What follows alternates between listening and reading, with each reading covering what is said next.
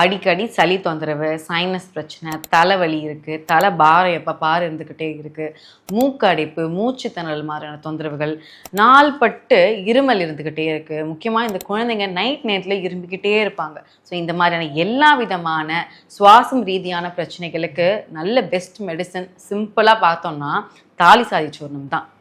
இந்த தாலிசாதி சூர்ணத்தில் தாலிசப்பத்திரி, சுக்கு, மிளகு, திப்பிலி, ஏலக்காய், லவங்கப்பட்டை, வம்சலோச்சனான்னு சொல்லி 7 பொருட்கள் கூடவே இந்த கற்கண்டையும் பொடி பண்ணி சேர்த்துருப்பாங்க.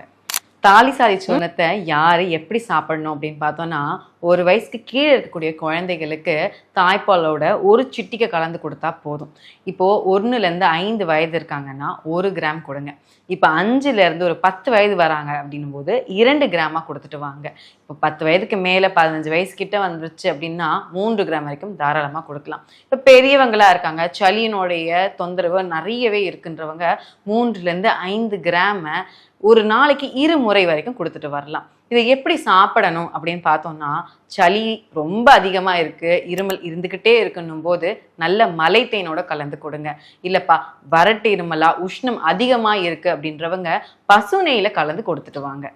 இந்த சளி தொந்தரவுக்குன்னு மட்டும் இல்லாமல் இந்த அஜீரண தொந்தரவு, ஒமட்டல், ஒவ்வாமை, அலர்ஜி மாதிரியான தொந்தரவுகள் இருக்கவங்களும் தாராளமாக தாலிசாதி சூர்ணத்தை எடுத்துக்கலாம். ப்ராடக்ட் வேணுங்கிறவங்க கீழே கமெண்ட் பண்ணுங்கள்.